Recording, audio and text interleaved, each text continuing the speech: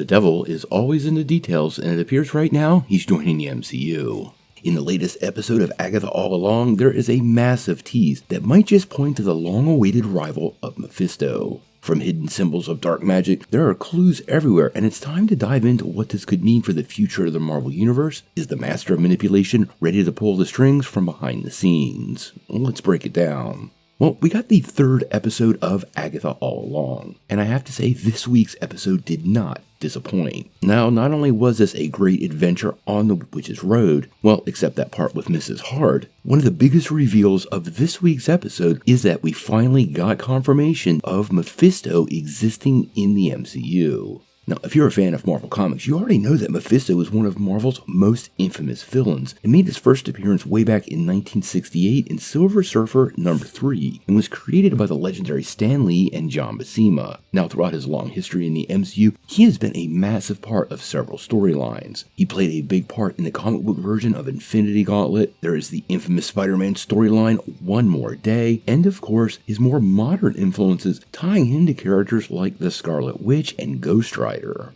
Now, one of the major elements in this series is, quote, Teen, who many of us believe is Billy Kaplan. Now, in the comics, the Scarlet Witch inadvertently used part of Mephisto's soul to create Billy and Tommy, and then he later reabsorbed them to make himself whole, but then they were reborn. It makes you wonder what's going on in this show and what facilitated that, but it does seem if he is involved in this story, well, the Scarlet Witch may have very well used part of his soul to create her children, maybe with the Darkhold itself, and that'll help explain not only their existence, but maybe even open some more doors to the return of the Scarlet Witch.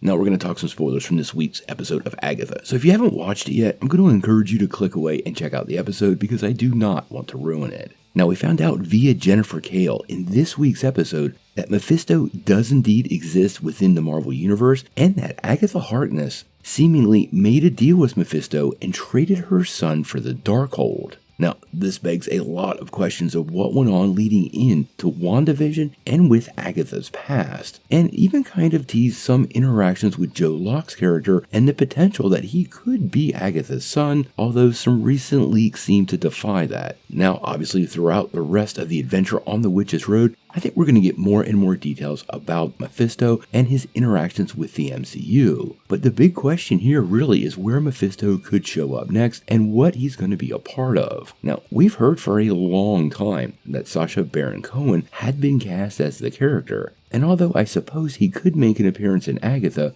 our understanding is that he will serve as the primary villain in next year's Iron Heart. That show is rumored to be a magic versus technology kind of face-off and is a really unusual place for this character to appear, especially given all the other places he could come to life. Now, obviously, Agatha is a great place to look for Mephisto, but on the horizon there is a lot of stuff from the Marvel Universe, including Ghost Rider, the next Doctor Strange sequel, an upcoming Spider-Man movie, or even Midnight Suns that could fit Mephisto rather nicely.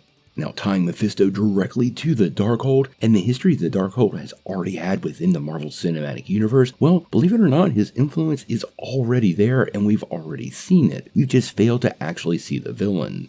This is something that's kind of a great idea, especially when you look back at the history of Marvel. The gathering of the Infinity Stones really didn't see Thanos front and center that much, at least not till the end of the story, and I have a sneaking suspicion that we've been dancing around with Mephisto since WandaVision.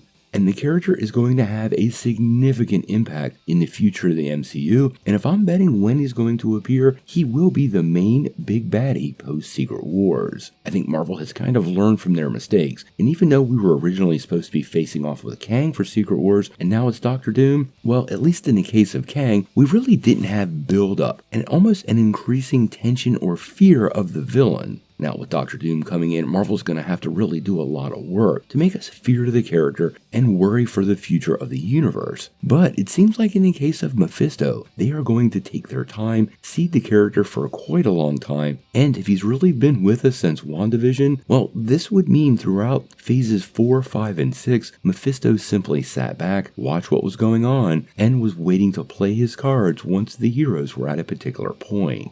Now, it's still unclear within the Agatha series how big of a part Mephisto is going to play. There have been some big reveals on some characters in the show. We haven't covered those spoilers yet because they're kind of a weird leak, but I can tell you, none of those leaks have indicated Mephisto is already part of the show. So I think his influence in this show, like many previous iterations, well, it's going to be off screen and we probably won't see the character until the finale. And if he does show up in the finale, I believe he will be in a post-credit scene. Obviously, Mephisto is one of Marvel's biggest villains. I can't wait to see what they do with him moving down the road. This is going to change the Marvel Universe, and adding mystical and supernatural villains like Mephisto as well as other cosmic entities, well, that opens the door to a much grander, wider Marvel Universe and brings threats front and center that our favorite heroes have never faced off with before. When we finally see Mephisto come to life, though, we're going to have to wait and see.